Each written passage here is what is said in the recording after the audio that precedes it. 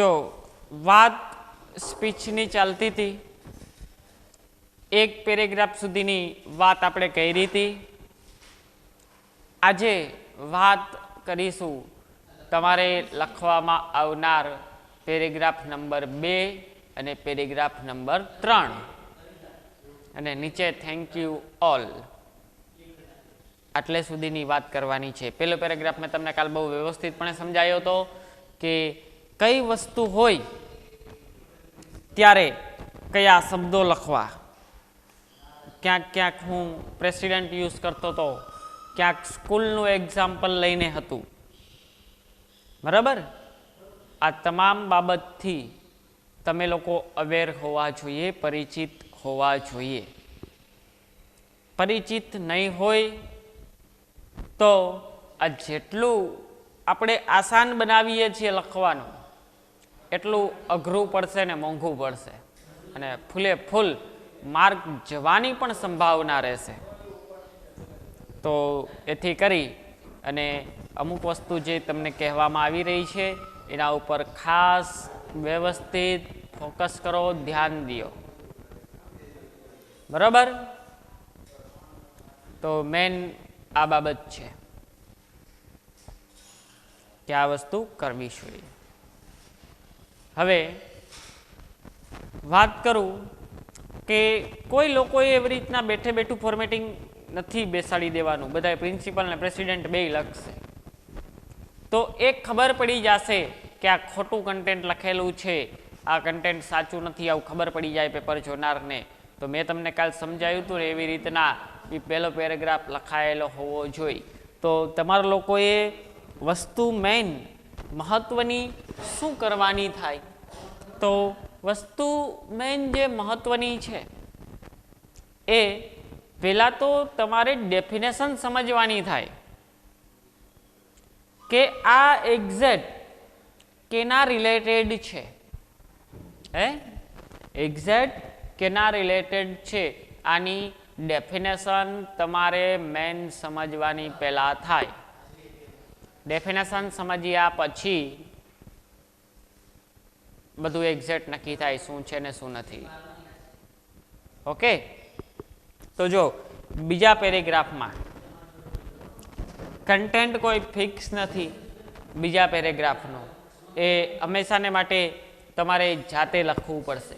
તો બીજા પેરેગ્રાફ સ્વરૂપે હું અહીંયા એક નોંધ લખી નાખું છું. પહેલો પેરેગ્રાફ છે, પછી આ બીજા પેરેગ્રાફમાં નોંધ લખું છું કે અહીંયા તમારે શું કરવાનું છે. ઘણા લોકો એવા હશે કે ફોર્મેટિંગ જ્યારે લખશે ત્યારે અહીંયા આવું લખશે નોંધ. સ્પીચમાં જવાબ લખવા ટાઈમે આવું ટાકશે નોંધ. તો આવું કરે એનાથી મોટી મુશ્કેલી ભરેલો માણસ બીજો કોઈ ન હોય. એ નોંધ છે કે અહીંયા તમારે શું કરવાનું છે એવું. અહીંયા આ લખવાનું નથી, આવું નોંધ. બરાબર, એ તો ફોર્મેટિંગ આપણે અત્યારે ભણાવીએ છીએ, ફોર્મેટિંગ બનાવીએ છીએ એટલે તમે અહીંયા પાસે એવું લખો છો કે એ છે નોંધ છે. તો અહીંયા હું શું લખું છું કે right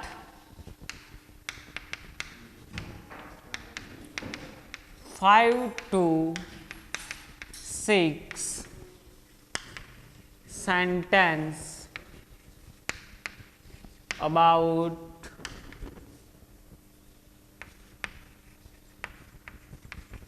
subject. Write 5 to 6 sentence about subject. ચલો માની લીધું કે આખે આખી સ્પીચ છે, થોડું કન્ટેન્ટ પણ મોટું થાય, જાતે લખતા ન આવડે, પણ જે ટોપિક પૂછાણો છે એટલીસ્ટ એના 7-8 વાક્યો, 7-8-9 વાક્યો તો કમસે કમ આપણે લખી શકીએ ને. 7-8-9 વાક્યો કમસે કમ આપણે લખી શકીએ. તો બીજા પેરેગ્રાફમાં એક્ઝેક્ટ જે સબ્જેક્ટ પૂછાણો છે, જે ટોપિક છે, જેના વિશે સ્પીચ બોલવાની છે એને રિલેટેડ તમારે જાતે મગજમાં વિચારવાનું અને બનાવી અને એ 5 થી 6 વાક્યો જાતે અહીંયા લખવા પડે. જેવું આવડે એવું. આના માટે રસ્તો શું કરાય? પહેલાં તો આપણે બધા ગુજરાતી છીએ, તો આપને ગુજરાતીમાં 6-7 વાક્યો કોઈ પણ વિશે હું તમને કહું તો તમે લખી શકો ને લખી શકો. હું એવું કહું, ચલો, કે સ્ટેચ્યુ ઓફ યુનિટી, સરદાર પટેલનું જે પુતળું છે, સૌથી વર્લ્ડની અંદર અત્યારે મોટામાં મોટું છે, તો એના વિશે તમે 7 વાક્યો લખો અને ગુજરાતીમાં લખવાના છે, તો બધાય લખી શકે કે ન લખી શકે? કે સ્ટેચ્યુ ઓફ યુનિટી છે એ સૌથી મોટામાં મોટું સ્ટેચ્યુ છે વિશ્વની અંદર, આવું પહેલું વાક્ય. બીજું વાક્ય, એવી રીતના 6-7 વાક્યો પહેલાં તમારે ગુજરાતીની અંદર, મગજની અંદર મનોમન કરી લેવાના. શું છે? ગુજરાતીની અંદર, મગજની અંદર મનોમન કરી લેવાના છે. હવે એ ગુજરાતીની અંદર મનોમન કરી લીધા પછી તમારે લોકોએ એને ઇંગ્લિશમાં લખવાનો પ્રયત્ન કરવાનો, એટલે ઓટોમેટિક એ આ પેરેગ્રાફ છે એ તમારો બની જવાનો અહીંયા છે. બરાબર? ઓટોમેટિક આ પેરેગ્રાફ બની જશે. સ્પીચમાં પેરેગ્રાફ પાડીને લખીએ તો પણ હાલે, પેરેગ્રાફ ન પાડીએ તો પણ ચાલે. બરાબર? સ્પીચ છે એ તમે પેરેગ્રાફ પાડીને લખો તો પણ ચાલે, ને પેરેગ્રાફ ન પાડો તો પણ ચાલે. પણ હું તમને પેરેગ્રાફ પાડીને લખાવું છું. આપણે છેલ્લે અંતિમ સમયે નિર્ણય કરશું, આખું ફોર્મેટિંગ બનાવશું, ત્યારે કહેશું કે કેવી રીતના આપણે લખવું, કેવી રીતના ન લખવું. આ તમામ માહિતી છે એ હું તમને ત્યારે આપીશ. ઓકે, તો સમજાઈ ગયું કે આ પેરેગ્રાફમાં શું કરવાનું છે? એ તમારે જાતે લખવાનો છે. હવે છેલ્લો અંતિમ તબક્કો, અંતિમ પેરેગ્રાફ છે, એમાં આપણે કેવું કરાય છો? અહીંયા પાસે લખીએ તો છેલ્લા પેરેગ્રાફમાં પહેલાં તો ખાલી જગ્યા રાખીએ છીએ ને લખીએ છીએ હેઝ અ સોશિયલ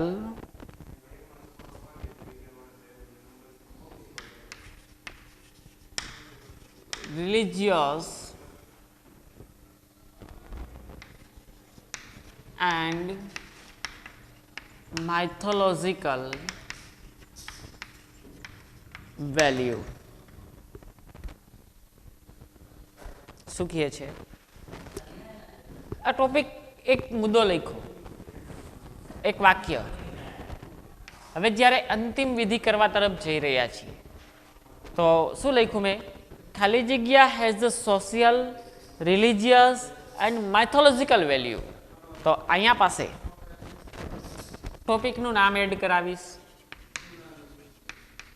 ટોપિકનું નામ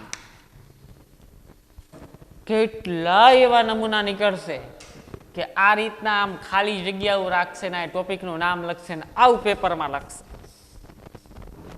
એનું કારણ કે અત્યારે હું જે તમને બોલું છું, જે કહું છું ને તમે વ્યવસ્થિત સાંભળી ન રહ્યા હોય એટલે. મેં ખાલી જગ્યા રાખી છે, અહીંયા તમારે ખાલી જગ્યા નથી રાખવાની, અહીંયા તમારે ટોપિકનું નામ લખાય. આ તો આપણે એક ફરમો બનાવીએ છીએ કે આવી રીતના સ્પીચ લખાય. પડે છે ને સમજ હું કહું છું? હે, પૂતળાની જેમ બેઠા છે, હા અથવા ના? હું કહું છું એ ખબર પડે છે? તો ટોપિકનું નામ લખી હેઝ અ સોશિયલ, સોશિયલ એટલે સામાજિક, રિલિજિયસ, રિલિજિયસ એટલે કે ધાર્મિક, અને માઇથોલોજીકલ એટલે કે ગાણિતિક. તો કોઈ પણ ટોપિક પૂછાય એનું કંઈક મહત્વ હોય એના વિશે જ પૂછાય. હે, એનું સામાજિક મહત્વ હોય. ભારત દેશની અંદર કેટલી બધી જ્ઞાતિ, કેટલા બધા સમાજ છે ને? તો all over unity in diversity, વિવિધતામાં એકતા, બધા એક હોય, આવું કંઈક સામાજિક ટોપિક હોય અથવા ધાર્મિક ધર્મ પણ અલગ અલગ છે બધાના, હિન્દુ, મુસ્લિમ, ખ્રિસ્ત, ઈસાઈ, બરાબર. તો એ રિલિજિયસ કાં તો ધાર્મિક સંસ્કૃતિને લગતો ટોપિક હોય. શું છે? કાં તો ધાર્મિક સંસ્કૃતિને લગતો ટોપિક હોઈ શકે છે. એન્ડ માઇથોલોજીકલ એટલે કે ગાણિતિક, કેવું કહેવાય? ગાણિતિક, અથવા તો એની કંઈક માઇથોલોજીકલ વેલ્યુ, ગાણિતિક વેલ્યુ હોય એવો ટોપિક ના પૂછાય કે ભાઈ ભાસ્કરભાઈ વાડીએ પાણી વારે છે, પાણી પાવે છે તોરિયામાં, તો એ પાણી પાતા તમે એને જોયો તો એને લગતી વળગતી સ્પીચ આપો. આવું તો નથી પૂછાવાનું ને ભાઈ. એની કાંઈક વેલ્યુ હશે તો એ ટોપિક જે પૂછાણો હશે એના માટે આપણે આ વાક્ય લખી શકીએ છીએ કે it has a social, religious and mythological value. Okay, social, religious and mythological value એની હોય છે. હવે એના પછી એવું પણ આપણે લખી શકીએ છીએ કે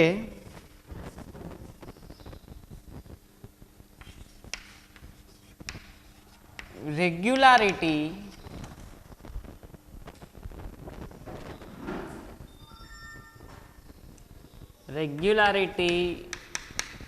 matters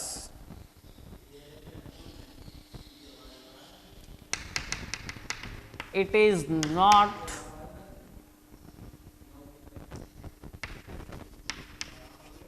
about finishing fast.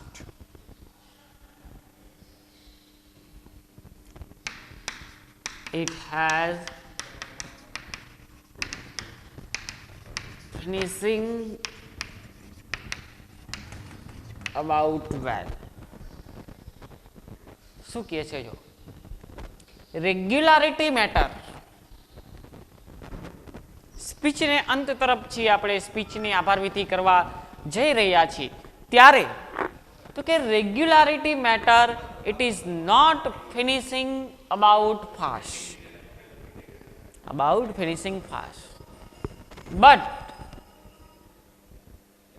It has finishing about well. અહીંયા બટ શબ્દ જોડીશું, but it has finishing about well. તો આપણે જસ્ટ ગુજરાતીની અંદર જ્યારે કોઈ પણ સંબોધન કરતા હોય, ગુજરાતીની અંદર કોઈ પણ સ્પીચ આપતા હોય ત્યારે આપણે એવું નથી બોલતા, સમયને મહત્વ આપી હવે તમારા લોકોનો હું વધારે સમય નહીં લઉં, બરાબર, વાત કહેતા વાર લાગી જશે, પણ વાતની શરૂઆત હજી થઈ નથી, એના સાર સ્વરૂપે જે કાંઈ પણ મેં સંબોધન કર્યું હશે એ આપ સબ બધાને ગમ્યું હશે એવી આશા રાખી અને વાણીને વિરામ આપું છું. આવી રીતના જનરલી ગુજરાતીની અંદર ફિનિશ થતું હોય છે, બરાબર. તો આપણે એ જ કહીએ છીએ કે રેગ્યુલારિટી મીટર એવી નથી કે હું જલ્દી પૂરું કરી દઉં. શું કહે છે? આપણે લખતા એવું કીધું કે એવી એક રેગ્યુલારિટી મેટર નથી કે જલ્દી અહીંયા પાસે પૂરું કરી દેવામાં આવે. But regularity matter what is regularity matter? કે ફિનિશિંગ અબાઉટ વેલ, કે સારી રીતના પૂર્ણ થાય. આપણે એક લાઈન બનાવી કે આપણે જે લખવા કામ આવે. તમે જો ગપ્પા મારો તો એનાથી તો કંઈ ગુણા બેટર છે કે તમે લખેલા શબ્દો છે એ એટલીસ્ટ સાચા હોવા જોઈએ, સાચું લખાણ હોવું જોઈએ. એ તો કઈ ગુણા બેટર છે કે એટલીસ્ટ એ સાચા હોવા જોઈએ અને સાચું લખાણ હોવું જોઈએ, જેથી કરી અને માર્ક્સ તો મળે. હવે આને ગોખવું કે કોપી કરીને પરીક્ષામાં લઈ જાવું કે સમજીને લખવું, આ બધું હવે તમારા ઉપર ડિપેન્ડ હોય. એટલે કોપીને તો આપણે ભૂલી જ જવાનું હોય છે. કાં તો ગોખી નાખવું સારું અને કાં તો સમજી લેવું સારું કે આપણે 2-3 વાર 4-5 વાર વાંચીએ એટલે લગભગ આ મોઢે લખી શકીએ, આમાં કંઈ છે નહીં એવું ખાસ. અને અમુક એવો ટોપિક આવી જાય તો આ ફોર્મેટિંગની જરૂર ના પડે, જાતે લખી ન શકીએ. અમુક એવો ટોપિક આવી જાય તો ફોર્મેટિંગની શું જરૂર છે, જાતે ન લખી શકો. તો જાતે જે લખી શકીએ એનાથી ઉત્તમ ઉદાહરણ બીજું કોઈ નથી. એ સૌથી બેસ્ટ, જાતે લખી શકો ને સૌથી બેસ્ટ. પડે છે ખબર? જાતે લખી શકશો એ સૌથી બેસ્ટ, પણ બેસ્ટ નથી તો વેસ્ટ જવા દેવું નહીં. તો એના માટે આ છે. બેસ્ટ નથી આપણા માટે એ ક્વેશ્ચન જે બોર્ડમાં પૂછ્યો, તો એને વેસ્ટ જવા દેવું નહીં, કેમ કે એના માર્ક વેઇટેજ હોય છે. તો આ છે એ આપણા માટે બેસ્ટ. 3માં સંતોષ માની લેવો, 1 માર્ક ભૂલી જવું, એમ કરીને ઉતાર લેવું. બરાબર? એટલે સાવ વેસ્ટ જવા દેવાય નહીં, પણ જો જાતે લખી શકો તો એકદમ બેસ્ટ. એના પછી આપણે શું કહી શકીએ? I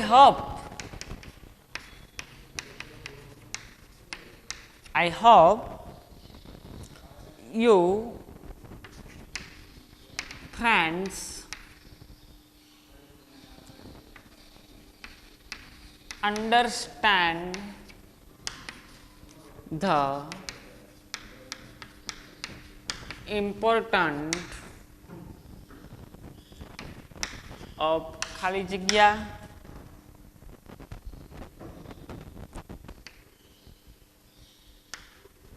and make we of the same.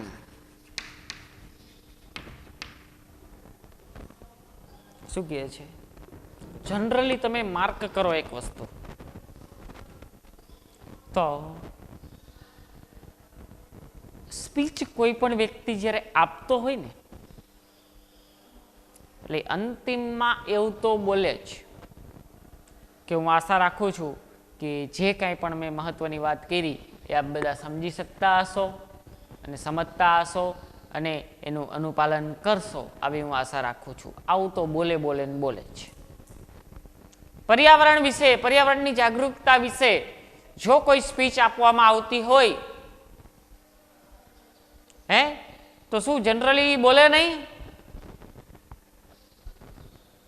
પર્યાવરણની જાગૃતતા વિશે જો સ્પીચ આપવામાં આવી રહી હોય તો શું એ જનરલી બોલે નહીં? બોલે ને કે હું આશા રાખું છું કે પર્યાવરણનું શું મહત્વ છે આ બધા જ તમે સમજી શકતા હશો અને આપણે બધા જ એને પર્યાવરણ બચાવવું, ઝાડ છે, છોડ છે, એને પાણી પીને મોટા કરવા એ છે, એને કાપવા નહીં, આવું બધા લોકો આપણે અનુપાલન કરશું એવી આશા સાથે, આભાર સાથે વાણીને વિરામ. આ રીતના રેગ્યુલર સ્પીચ હોય. આપણે પણ એ જ લખીએ છીએ. જો શું કહે છે કે આઈ હોપ, હોપ એટલે આશા. આઈ હોપ યુ ફ્રેન્ડ્સ, કે તમે મિત્રો અન્ડરસ્ટેન્ડ, સમજતા હશો કે ધ ઇમ્પોર્ટન્ટ, ઇમ્પોર્ટન્ટ એટલે કે મહત્વ, ઓફ ખાલી જગ્યા એટલે કે ટોપિકનું નામ. તો કંઈક ટોપિક હોય એનું કંઈક મહત્વ હોય. કેવી રીતના મહત્વ હોય? કાં તો સોશિયલ, સામાજિક મહત્વ હોય, રિલિજિયસ કાં તો ધાર્મિક મહત્વ હોય, અને કાં તો કંઈક ને કંઈક ગાણિતિક મહત્વ હોય, ત્યારે જ એ ટોપિક પૂછાય, નકર એ ટોપિક ક્યારેય પૂછાઈ શકે નહીં. બરાબર? તો આ બાબત મહત્વની વાત છે. એટલે આપણે એ પોઈન્ટ મૂક્યો છે કે હું આશા રાખું બધા મિત્રો પાસેથી કે તમે લોકો સમજતા હશો ઇમ્પોર્ટન્ટ ઓફ ખાલી જગ્યા, કે દિવાળીનું મહત્વ છે એ તમે બધા સમજી શકતા હશો. એન્ડ પછી શું કહે છે? Make we of the same, અને આપણે પણ એને એવું બનાવીશું. તો આપણે ઓલા બીજા પેરેગ્રાફમાં ઉપર વાત કરી હોય ને, આપણે ઓલા બીજા પેરેગ્રાફમાં ઉપર વાત ન કરી હોય કે આપણે શું કરવાનું છે, શું ટોપિક વિશે વાત કરી હોય, તો એટલે તો આપણે લખીએ છીએ છેલ્લે કે આપણે પણ આશા એવું રાખું છું કે બધા આપણે એને અનુસરશું. ઓકે, શું કહે છે? આપણે પણ, હું પણ એવી આશા રાખું છું કે આપણે બધા એને અનુસરશું. અને છેલ્લે કહી દેવાનું કે થેન્ક યુ ઓલ. શું છે? છેલ્લે એટલું કહી દેવાનું કે થેન્ક યુ ઓલ. તો આવી રીતના આ એક મેં જસ્ટ એક્સપ્લેનેશન કર્યું છે સ્પીચનું. બરાબર, આ સ્પીચનું એક એક્સપ્લેનેશન છે. આવી રીતના સ્પીચ લખી શકાય છે. તો આના ઉપરથી હવે તમારે શું કરવાનું છે? આના ઉપરથી તમારા લોકોએ કોઈ પણ એક ટોપિક લઈ લેવાનો અને આ વસ્તુનો ઉપયોગ કરી અને એકની સ્પીચ બનાવવાની. તો આપણે ગ્રામરની જે બુક હતી એમાં પહેલાં તો સ્પીચનું ટોપિક હેડિંગ કરી અને આ ફોર્મેટિંગ અહીંયા પાસે લખ્યું. એની પછી તરત જ કોઈ એક ટોપિક ચૂઝ કરી લેવાનો મનપસંદ તમારો. એ ટોપિકનો ઉપયોગ કરી અને જાતે સ્પીચ એક બનાવી નાખવાની. એટલે ગ્રામરની બુકમાં સ્પીચનું લખવાનું કામ પૂર્ણ. બરાબર. પછી એ વસ્તુ તમે જ્યારે બોર્ડની પરીક્ષા સમય આવે છે ત્યારે જ્યારે ગ્રામરની બુક વાંચવા બેસો છો તો સ્ટેપ બાય સ્ટેપ બધું ચાલ્યું આવશે પહેલેથી. એટલે આપને બધું રિવિઝન થાય. એક્ઝામ પેટર્ન કહેવાય કે આ ટોપિકમાંથી કેવી રીતના પૂછાવાનું છે. That's cold exam pattern exercise. બરાબર. ટોપિક કયો લેશો કે મેં તમને જે 2 પેપર મોકલા ને એ 2 પેપરમાં 2 સ્પીચ તો હશે જ. એમાંથી કોઈ એક સ્પીચ ઉદાહરણ તરીકે લઈ અને તમારે શું કરવાની? અહીંયા પાસે લખી નાખવાની. ઓકે, તો આટલું કરવાનું છે. તો અહીંયા પાસે આ સ્પીચ છે એ પૂર્ણ થાય છે.